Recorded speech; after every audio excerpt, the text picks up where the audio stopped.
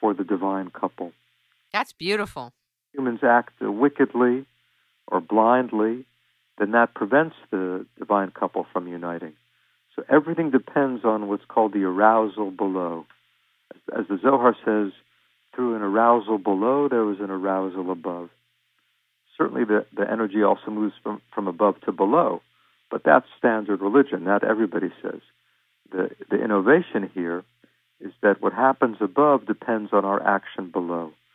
So it puts a great weight, a great responsibility on human beings. There was a line in the Essential Kabbalah, the heart of Jewish mysticism. You said, every human action here affects the divine realm. Can you explain that to the audience?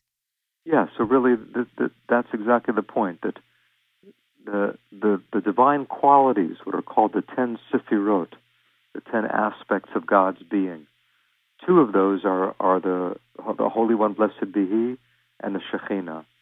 But the entire constellation of those 10 forces cannot be united unless human beings promote their union. By acting in holy ways, by cultivating spirituality, by helping one's neighbor, by developing one's own spiritual awareness, you could say that's how we make God real. That's how we actualize God in the world. One of the most beautiful names for the Shekhinah, for the feminine divine presence, is the secret of the possible. So you might say God is potentially in the world, but it's up to us to actualize that divine potential by leading ethical and spiritual lives. And that's another element that's unique to Kabbalah. Certainly you find it in other spiritual systems too, but the Kabbalah emphasizes very much that ethics is not separate from mysticism. In other words, the goal isn't to go off to a cave and meditate for 10 years. The goal is to help your neighbor. And by helping your neighbor, you make God's presence real in the world. Do you meditate? I meditate briefly every day. Do you repeat the 22 names of God, letters of Hebrew? There are many, many Kabbalistic techniques of meditation, some of them quite complex. I prefer just simple meditation on the breath, or sometimes I'll chant a verse from Psalms or contemplate one of the divine qualities. But I try to keep it as simple as possible. Is it true that by decoding the Zohar, we have access then into decoding the Bible? I'm glad you asked that question, because there's a lot written on this, and I think a lot of it is pretty foolish. The Zohar certainly would say that every element in the Torah is significant, that every letter can show us something, but the kind of books that have come out over the past 10 or 15 years, on the Bible code, I think those are really ridiculous. I don't think one should waste time looking at the Bible in that way. If you're convinced that you're going to find something by counting how many spaces and letters in each book, then you'll probably succeed in finding something. But that's because you bring that intention to the task. I think it's much more important to study the Torah, first to begin with its literal meaning, and then to explore more deeply, looking for imaginative readings and symbolic readings, but not to start counting letters and making predictions about what will happen in the political scene based on numerical values. There was somewhere, and I don't remember where right now, but there was an article where you talked about the scroll of the Torah is written without vowels, and the consonants bear many meanings, and that you can understand it in countless ways. Yes, this is very interesting.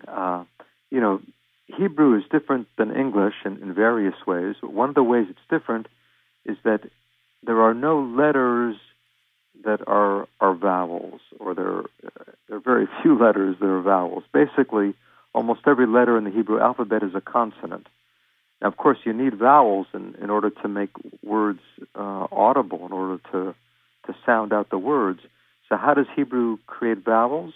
By putting little dots and lines above and below, sometimes inside of letters. In other words, the letters themselves are basically consonants, and the vowels are added by little dots and dashes that are placed above and below and within the letters. Now, traditionally, a Torah, a scroll of the Torah, the 5 books of Moses, has to be written without any vowels. It's only a stream of letters. Traditionally, there's a correct way to read it, and certainly almost all printed Bibles have the consonants and the vowels. But the original scroll of the Torah, and the same scroll that's used in synagogues throughout the world, that's read several times a week and at greater length every Sabbath, that scroll is not kosher. It's not proper if it has any vowels. It has to be only consonants.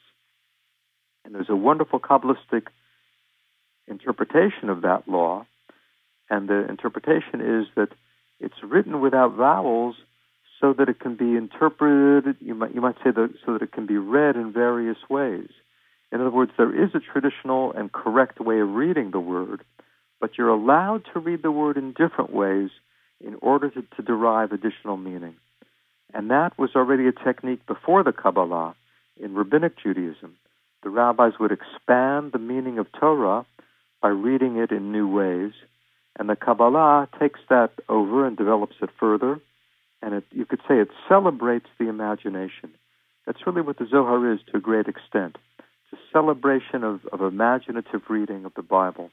Don't think that the Torah means just one thing. You can expand its meaning in many ways.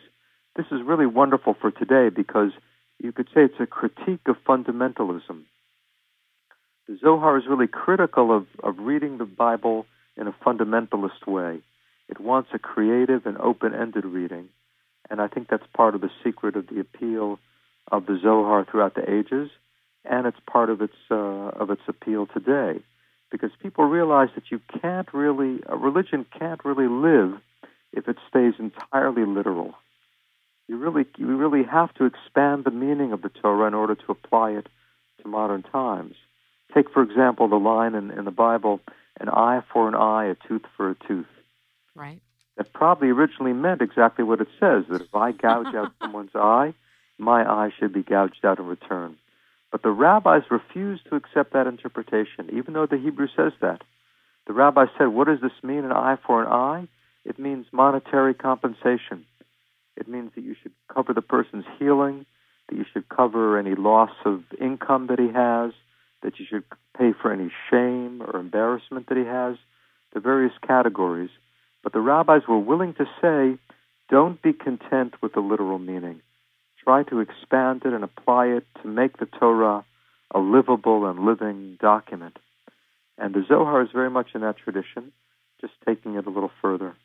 That requires a willingness to purely receive and sit with what's coming to you and not have to know definitively. And that requires a certain muscle, a total willingness that I think a lot of readers aren't necessarily willing because they want to close in on things and have definitive answers. I think we're trained that way, unfortunately.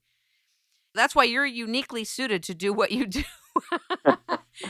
It's interesting you say that because Kabbalah literally means receiving. I mentioned when we began, yes, you could say part of the secret of Kabbalah is to be receptive, not to insist that you know it all, not to be content with your current level of knowledge or awareness, but to be open to new experiences, to be open to new ways of understanding the verses. The Zohar always begins its passages by saying, Rabbi so-and-so opened, Rabbi Chia patach, Rabbi Yossi patach, Rabbi Yossi opened. So it could mean he opened his discussion, he opened his sermon, his teaching, but it also means he opened up the text, or maybe he opened up himself so that he could be more receptive. And that certainly is part of the magic of Kabbalah. In the Essential Kabbalah, you talk about equanimity. And I think that equanimity is what a lot of people seek, particularly today. I'm sure they have throughout the ages, but particularly today, when we're bombarded with electronics and advertising and the hustle and the bustle and just the fast-paced electronic society. And I wondered if you had a few things to say about equanimity and what Kabbalah says about that. Yeah, this is a tricky thing because on the one hand, a spiritual discipline